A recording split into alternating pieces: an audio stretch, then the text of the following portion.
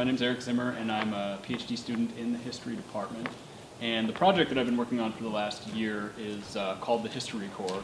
And what I hope today will be is sort of a conversation not only about the project that we worked on, and there's a couple people here today who worked on some of the major components of the project, as well as our faculty advisor, the esteemed Dr. Jackie Rand in the back row there. But before we get that far, I of course want to thank the studio for having these things. They're really great ways for people across the university, especially graduate students and faculty, to connect and sort of find ways to make these sorts of projects that take the humanities and the new wave of publicly engaged scholarship and digital media and all that sort of thing and connect them together. And I think the best way for that to happen is for people to be able to have these conversations, ask questions, and learn from one another how their projects worked and that sort of thing. And so I do want to, although I'll talk for about a half hour or so, sort of covering a few topics that I wanted to hit on, and again, talking about our project. If anybody has questions throughout, feel free to stop me and ask me. And also at the end, we'll sort of open the conversation up.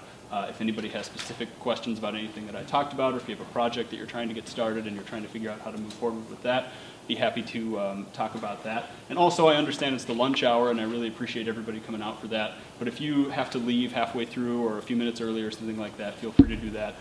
It's certainly not going to offend me, and hopefully we can still make this constructive use of everyone's time. So I'll start today by talking about the project that I work on and that I've been working on since I got appointed to it in the spring of last year, so spring 2013, so 2 semesters or about an academic year.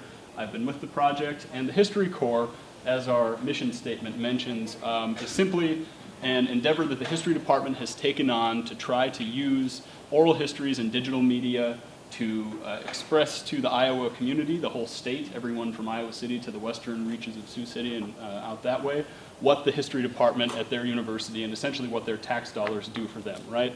A big thing that everybody encounters in the academy is we dump all this money into research and it comes out in books and articles that aren't accessible to the average person. And so in the history department, we've sort of empathized with that, and we're trying to do more to demonstrate to communities precisely what their history departments, their communication studies departments, fine arts, all these different things do. And we used to be called, this project used to be known as the University of Iowa Humanities Story Corps, and it got started in 2011. A handful of faculty members in the history department sort of conceived this project and decided that they were going to move forward with it. But we ran into a lot of bumps in the road, both technologically and organizationally. And so I'm going to try to share some of those experiences for the ways that we've tried to turn the History Corps into something that's more sort of in our hands and under the control of the graduate students and the faculty member who advises us, so that we can, manipulate this website, make it useful and really get out there. The image that you see up on the left there is what the History Corps, or when it was formerly called the UI Humanities Story Corps, this was all we had as a website. It was a fairly bland-looking thing that a partnership with the ITS here in the Old Capitol Mall helped us get together and put together this website, and it was very generous of them, of course, to donate their time, but the problem was that ITS was donating their time to our project, and so they always had, tasks that their normal job made them take care of. And so anytime we got a new interview, anytime we had photos, or anything that we wanted to do like that, we were sort of at their convenience. We would have to wait sometimes several weeks and months before things would get posted, and it just made it very difficult to update people, keep momentum up, and keep them excited and energized with what we were going to do. So that's sort of the baton that got passed to me last spring when I took over. Another important thing to remember about the History Corps is that it's run by graduate students who receive appointments in the same way that we get, funding to be a TA or a grader or a research assistant or something like that. It fits into sort of that paradigm in terms of where the labor comes from. And so it's on the graduate students every semester to come up with projects, develop this thing, and get it moving. And so one way that we decided to try to make our website more dynamic and make the project move more efficiently was to come to a new website platform that we could update ourselves and it would look snappy and be great. The problem was none of us knew how to do that, and especially me, I didn't know how to do that. And so as these things go, I ended up running off to the digital studio, and they came to the rescue and made this fantastic new website platform that I'll tell you guys about here just a little bit to run you through it. And let's go. And so if you remember what we had, literally the only thing we had formerly was that one page with a line full of a bunch of different interviews that you could click on and read. and then listen to them, but nothing to look at or sort of get you through it. And then with the help of John Winnett and everybody at the studio, especially Nikki and Mark. This was back in the days when Mark was a clean-cut youngster, and now he's got this waving mane.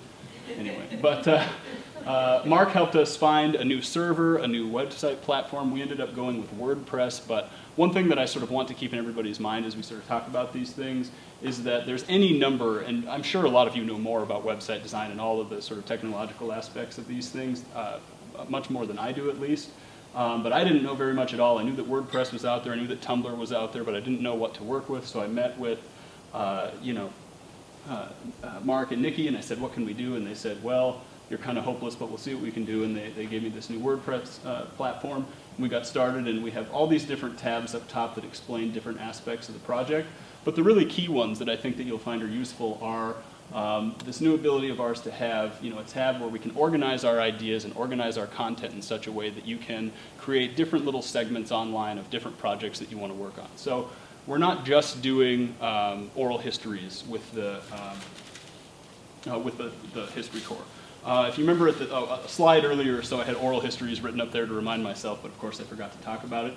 There's a big difference between an oral history and just an oral interview, although there's sort of a gray area in between the two. Oral histories are when historians sit down and we're trying to access information about the past by people who were there, people who experienced, or sometimes even people who heard from their grandparents or whatever what happened. And then a lot of the interviews that we do, especially the ones that are humanities at Iowa, are oral interviews that aren't necessarily talking about a specific moment in history or a specific event, but just finding out what types of work people are doing here at the university and sort of talking about their experiences. I know Janet has her own interview up here from when we talked with you about your experiences at the Iowa Women's Archive, but then there's sort of some slippage that takes place, right, between what is an oral history and what's an oral interview, because over time, the idea, and we'll get to preserving these interviews a little bit later on, these actually become something that researchers can use later. So not only do you want to collect these interviews, get them up online for people to sort of see now and use that way, but also have it preserved and archived in an accessible way that's online or in other mediums that we can use so that researchers down the road can sort of get involved with this. And so we have a couple different tabs that we're running right now. One is Humanities at Iowa, that's mostly scholars here in the university and in the community who are doing different types of work that deal closely with the humanities and how it engages outside. And then another one that we have is Humanities Across Iowa, and this one I just got updated yesterday from the first interview that we've done in this series. David Plowden, I don't know if anybody was here over the summer, but David's a very, very famous photographer who shoots the Midwest and has for over 50 years. His collections, if you read the blurb here, his collections are in the Smithsonian, and he happened to be here to give a lecture because he used to be a professor in the UI journalism department, I think it was, and he came and sat down and talked with me about his new book and sort of his career. And another one that we're doing that isn't posted yet, because this is always sort of working, would be to, we did a couple interviews a couple weeks ago with some people from the International Writers Project during the Iowa City Public Library's International Intellectual Freedom Festival, it's called, about book banning and all this sort of thing, where we interviewed them about their experiences in foreign countries where their research and publications were banned and they weren't allowed to print and do interviews and all sorts of different things because of censorship problems. And so this sort of tab is where we're trying to take ideas not just from scholars themselves, but from people who actually engage the humanities, who are just members of the public in Iowa, and sort of explain the work that they're doing.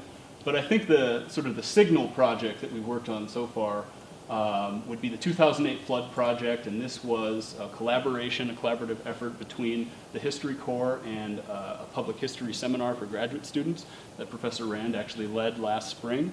And it was the first public history seminar for graduate students, at least in recent memory. A lot of us think it was the first one we've had here at Iowa. John, you were there too, so you can help me out if I forget anything important.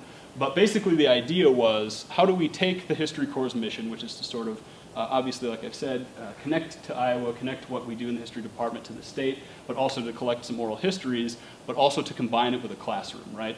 And find ways for faculty members and even advanced graduate students teaching issues courses or whatever they have in your department.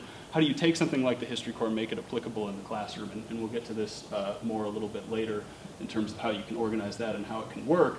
But what we ended up doing was we took the 5-year anniversary of the flood, the 2008 flood, this last spring, and we had the whole class, divide up different duties, and there was archival research that went on and oral history collection that went on. And we ended up collecting 15 interviews from different people who shared their experiences with the flood. But we also created this, some infographics about land loss. We cooperated with some people in the Iowa Flood Center, just on the river there, who talked to us about soil erosion and rain and how human-induced environmental change has led to flooding and these different issues. But then we also created this photo essay that goes through and shows historical photos of one particular neighborhood in Iowa City. This is what's called the Mosquito Flats neighborhood right by City Park down the way, and showed not only how it was developed, and tying this all again to that environmental stuff from the people at the Iowa History Center, how it looked, how the flood impacted these particular areas, and what the recovery's been like. And we have this really great, I think, much more dynamic and interactive way of communicating with people than we had on the earlier platform.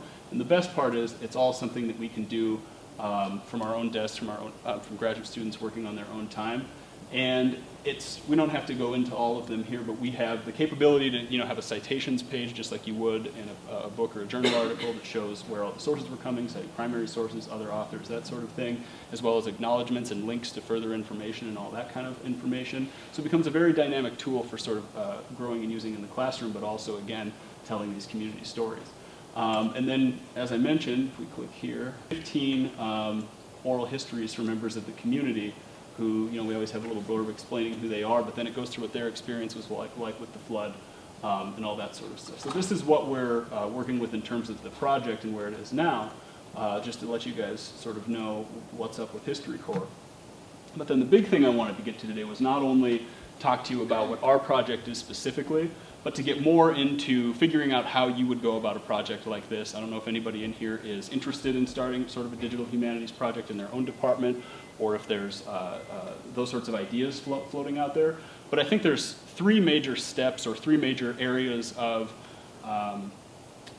concern that popped up throughout this different process as we've tried to figure out how to move forward. And these are all issues that we're still encountering and we're still trying to work with. So none of this is, complete even for the History Corps. It's a work in progress. So if anybody has ideas to add to this to sort of make it better, I'd be happy to hear those. But the number one thing, and the reason that I titled this talk, I don't know if you guys remember from the first slide there, digital connections. If there's only one thing that you remember from this whole time that we have today, it's that there are resources here on campus that can help you with these sorts of things.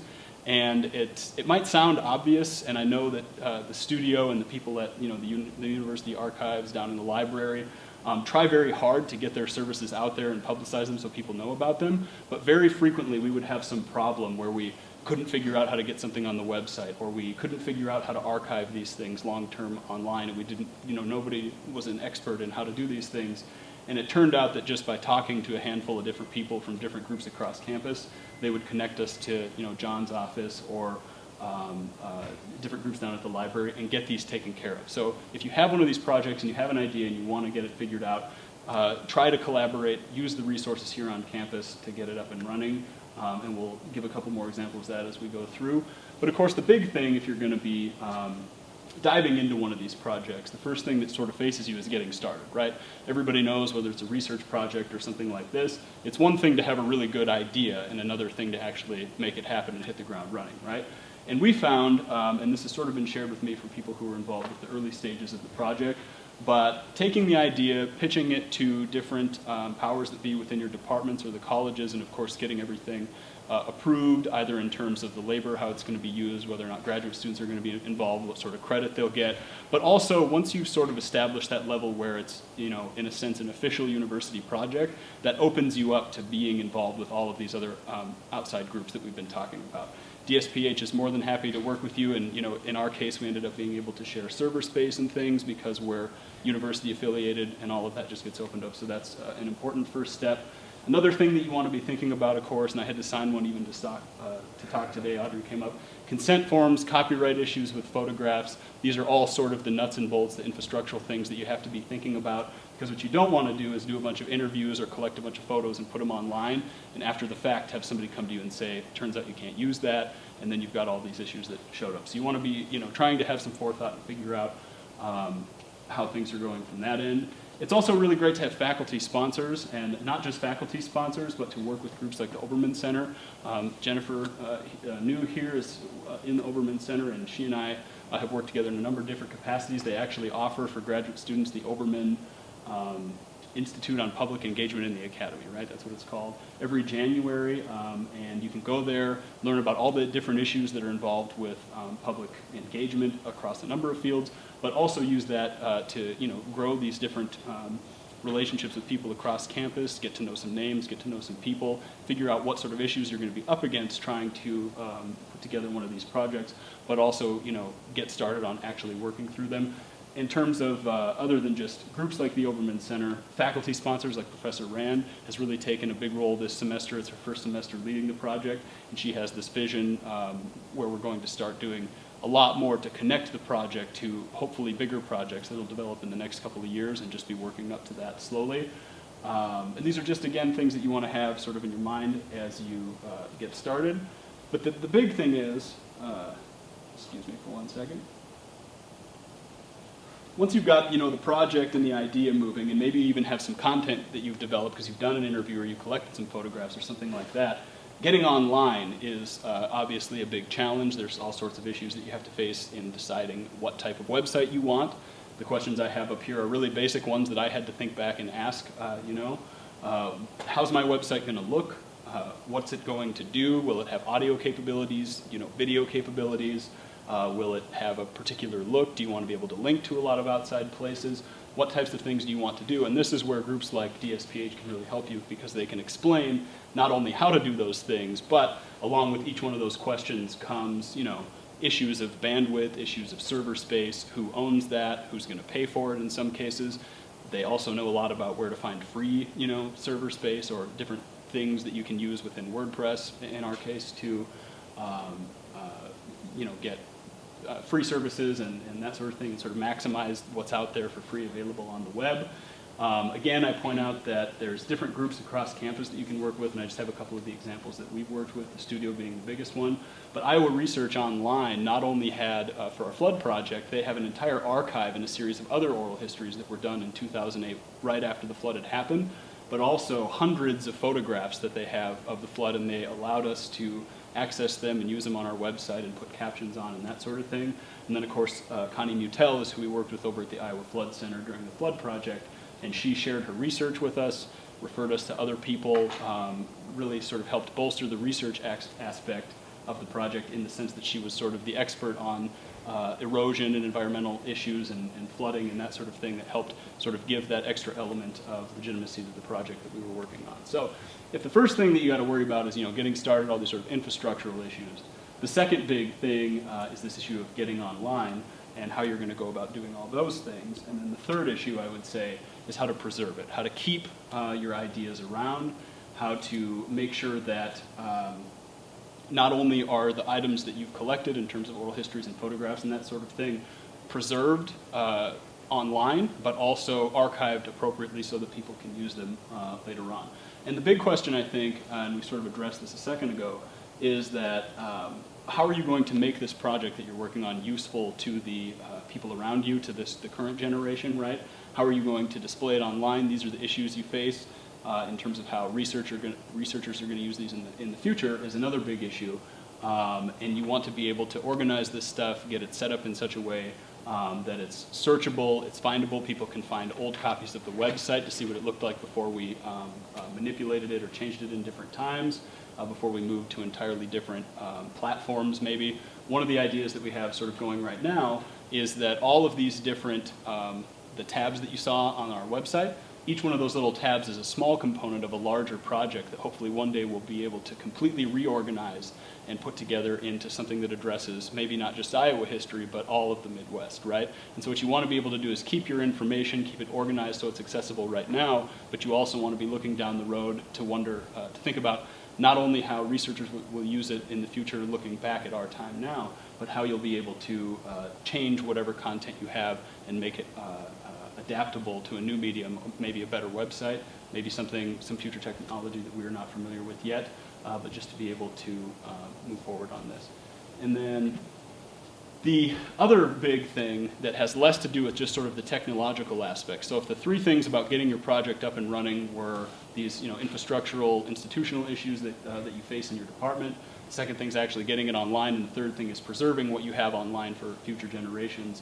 Another thing, this kind of ties back into the labor, how it's done, how people are working with this stuff inside the actual department, how to sustain the momentum for your project so that it doesn't die out after just a couple of years, right? Everybody knows that graduate students are very transient.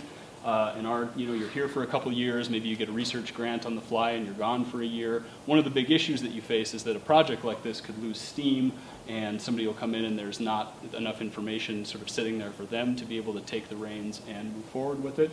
So you always want to be thinking about how to develop new enthusiasm and new participants in the project, people that will help you do that.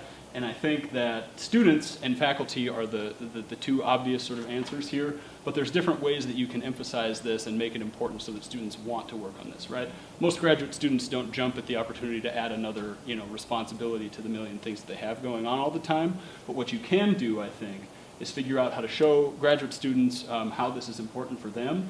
And I think anybody who was in the flood class the public history class that we did the flood project in, would tell you that there's just so many more sort of quote-unquote real-world skills that people developed in terms of interacting, working in teams, contacting outside interviewees as well as different organizations and these sorts of people that you don't get always, in your traditional, in our case, history classes where it's all about mastering the historiography, writing the essay, doing the research, and that sort of thing. And so you can not only talk about skills development, but the big question, at least in our department, always has to do with the state of the academic job market. And if you can take these sorts of projects and explain to graduate students how taking a class like this, working on a project like this, really developing your skills and making it your own, can help you maybe in alternative job markets or even in the academy as more and more scholars are getting excited about publicly engaged scholarship and certainly digital humanities. Different strategies that you can sort of employ to fire up graduate students, get them to sign up to work in future semesters and get more of a labor pool there. It's a great way to go about it. If you're wondering about the image on the right, I didn't mention this when we talked about the flood project, but it was actually a two-pronged project. It wasn't just the website. We also had a museum-style exhibit that we displayed in a window of a business right here in Iowa City. And again, so what you're doing is in that single class, you have a group of graduate students under a faculty member not only doing archival research to develop the photographic essay and some of the other information that we had, which engages topics like environmental history, social history, all these different things that we're talking about and excited about. You have the digital component and the oral history component that's obviously on the website, but then you also have, you're dabbling more into engaging the public through museum studies, how to develop good content for exhibits, how to get this stuff up there and out there so that people can see it and really get a sense for the flow. And all of this stuff is useful to any student who wants to sit down in an interview either for a job with the Park Service someday or with the federal government or even at a university and say, these are the things that I did in this class, these are the things I did in this project, and this is how it's useful for me as a candidate for whatever job they might be applying for. What I think we'll also, and I wish Professor Rand, she had mentioned she wouldn't be able to stick around, but if she had, I think she'd be able to tell us that when she taught this class, it just opened up a whole new sort of realm to her teaching, where public history and working on these types of projects got her away from building a syllabus that was only concerned with what the readings were and being up to date on the hottest new scholarship, and then having us all write either a historiographical essay or a research essay. But instead it was about how do I get these students to sort of take control of this project? How do I get them to make contact with the right people in the community and work on this deadline that maybe we don't always have in the academy? How do we learn something like a brief understanding of copyright law in a semester so that we don't mess this project up over the long term? But she also saw great value, I think she would tell us, in having us actually do oral histories. It's one thing to talk about them in the abstract by reading books that are about oral histories, but to give all the different students in the classroom the opportunity to sit down with somebody and sort of flesh out one of these conversations and get this done.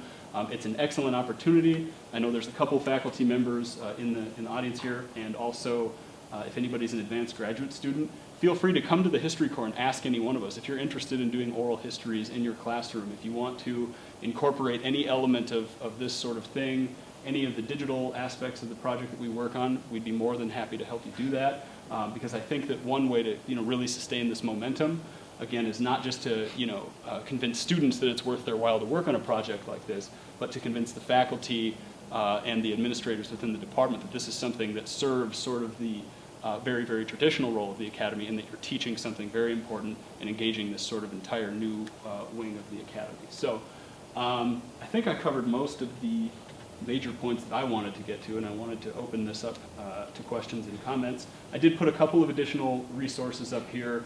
If anybody's interested just in digital history generally, Dan Cohen and Roy Rosenwig are both big names in public history, and this book is all online. You don't even have to buy it. They published it, which is a great model for online publishing in and of itself. But it goes through how to deal with all of these issues, but also it's history-centric, but I think that it would be very applicable to any of the humanities if anybody's interested in that sort of thing. Imagining America is sort of the premier professional organization for people doing publicly engaged scholarship. You can always check their website. They have conferences. They do all sorts of things just like any of the big groups do. And the Oral History Association also deals heavily, obviously, with all aspects of oral history, but it's particularly useful if you're trying to get a feel for how to collect them, but also how to interpret them, and then a lot of the sort of legal and ethical issues that come along with dealing with these oral histories, and that's where you can really get a handle for the different issues with consent forms and that sort of thing. So with that, I thank you guys for listening patiently and politely, and maybe we can have a conversation.